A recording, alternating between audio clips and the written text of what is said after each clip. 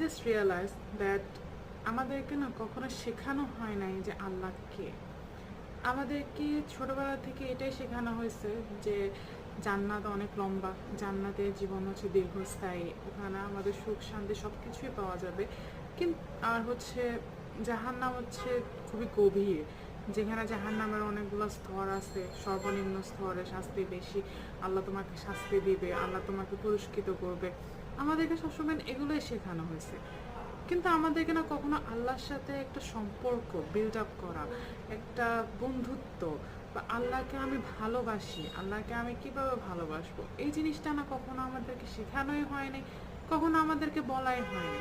আমাদেরকে না সবসময় একটা নিয়ম কানুনের ভেতরে বন্ধ করে রাখা হয়েছে যে এটা করতে পারবা, এটা করতে পারবা না, এটা করতে পারবা তো এটা করতে পারবা না।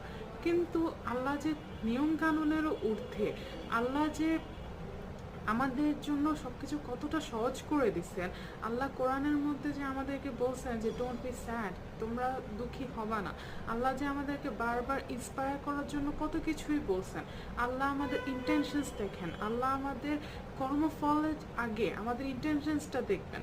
আপনি কোনো একটা ভালো কাজ করতে যান, আপনি যখন থেকে ওই ভালো কাজটা নিয়ত করবেন না, তখন থেকে আল্লাহ আপনার জন্য ওই ভালো কাজের একটা ফলাফল লেখা শুরু করে দেবেন। কিন্তু আপনি একটা খারাপ কাজের চিন্তা করেন, যতক্ষণ পর্যন্ত না আপনি সেই খারাপ কাজটা করতেছেন, ততক্ষণ পর্যন্ত আল্লাহ আপনাকে ওই খারাপ কাজের জন্য কোনো দায়ী করবে না। আমাদেরকে না এগুলো বলা হয় না। তুমি বসো জায়নামাজে কিছুক্ষণ 5 মিনিটের জন্য, 10 মিনিটের জন্য বসো, বসে আল্লাহর সাথে কথা বলো, তোমার মনের সব কথা হালকা করে ফেলো, ওনার কাছে কান্না করো। কারণ উনি ছাড়া আর কেউ বুঝবে না, আর কেউ বুঝার নয়। কারণ কেউ আমাদের ইন্টেনশনস বুঝতে চায় না, সবাই খালি হচ্ছে দেখবে তুমি এটা করছো, এটা করছো, ওইটা করছো। কিন্তু আল্লাহ আমাদের ইন্টেনশনস দেখে, এগুলো না আমাদেরকে বলেই নাই কেউ, এগুলো আমাদেরকে কেউ শেখাই নাই, কেবল ভয় দেখাই গেছে যে এটা করলে এটা হবে, ওটা করলে ওইটা হবে। কিন্তু ওই ভয়টা দেখানোর পরে যখন কিছু প্রশ্ন আসে মনের মধ্যে যে এটা করলে এটা কেন হচ্ছে, আল্লাহ এই নিয়মটা কেন দিছেন, ওই নিয়মটা আল্লাহ কেন দিছেন, ওগুলো আমাদেরকে কেউ কখনো এক্সপ্লেনই করে নাই। যার কারণে হয়তো আমরা কখনো ভালো মুসলিম হয়েও গড়ে উঠতে পারিনি।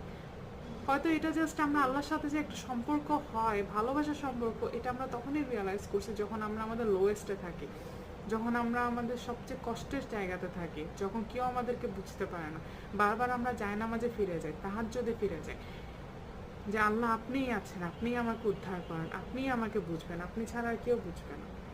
হয়তো জাস্ট তখনই আমরা একটু রিয়েলাইজ করি যে আল্লাহর সাথে আমাদের সম্পর্ক জান্নাত এবং জাহান্নামেরও অনেক উপরে।